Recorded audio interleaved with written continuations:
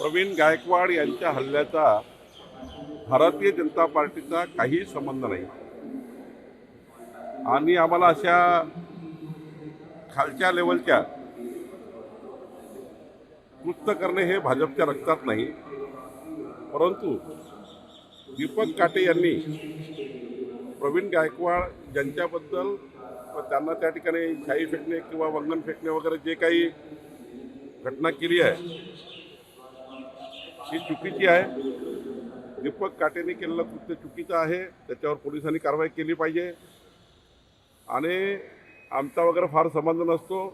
भारतीय जनता पार्टीचा कार्यकर्ता आहे, बुके द्यायला आला तर फोटो काढले, पण प्रवीण गायकवाडच्या केसबद्दल मी जे काही प्रकरण झालं त्याबद्दल खरं तर दीपक काटेवर कारवाई झाली पाहिजे आणि यावर प्रवीण गायकवाडच्या केसचा भारतीय जनता पार्टीचा कुठलाही संबंध नाही आणि आरोपी कुठलाही असो, कोणत्याही पक्षाचा असो, आरोपी कुठल्याही पक्षाचा असो तो आरोपी आहे। दीपक काटेंनी प्रवीण गायकवाडसोबत असं वर्तन करायला नको होतं आणि हे भारतीय जनता पार्टीला मान्य नाही। सर हिंदी में बताइए, प्रवीण गायकवाड़ ने जो आपका सुषमा अंधारे ने तुमचं नाव जोड़लं त्या ट्वीटमध्ये। देखिए, भारतीय जनता पार्टी के ऊपर और हमारे नेताओं के ऊपर और मुझ पर जो आरोप किया जा रहा है वो गलत है।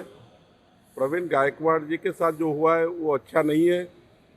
दीपक काटे पे कार्रवाई पुलिस करेगी। दीपक काटे भारतीय जनता पार्टी का एक कार्यकर्ता है, वो मुझे पुष्पगुच्छ देने के लिए आता है। एक 15-20 दिन पहले भी आया था। अब कार्यकर्ता आता है पुष्पगुच्छ देता है, इसलिए हमने थोड़ी कहा उनको ऐसा करने के लिए।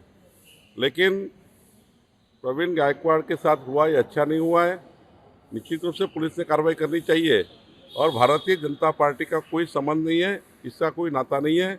और रही बात सुषमा अंधारे जी की, सुषमा अंधारे जी को एक मालूम होना चाहिए कि कार्यकर्ता फोटो निकालते हैं सब नेताओं के साथ और मंत्रियों के साथ, तो पुलिस उस पर कार्रवाई करेगी। हमने किसी पुलिस को नहीं कहा कार्रवाई नहीं करने के लिए, लेकिन प्रवीण गायकवाड़ जी के साथ हुआ उसके लिए मैं खेद व्यक्त करता हूँ। शेवटचा आठवडा आहे अधिवेशनाचा हा। अनेक जनसुरक्षा विधेयक असो, अनेक मुद्द्यांवर विरोधक जे आहे ते आक्रमक नाही, विरोधकाच्या प्रत्येक प्रश्नाचं उत्तर आमचं सरकार देत आहे। विरोधकांनी जे काही सभागृहात प्रश्न मांडले त्याचं संपूर्ण माननीय मुख्यमंत्र्यांनी, आमच्या दोन्ही उपमुख्यमंत्र्यांनी जे शासनातर्फे त्यांचं समाधान करत ते केलेलं आहे आणि याही आठवड्यामध्ये विरोधकांनी महाराष्ट्राच्या हिताचे जे काही प्रश्न मांडले त्याचेही आम्ही चांगल्या पद्धतीने या महाराष्ट्राच्या जनतेकरता काम करणार आहोत।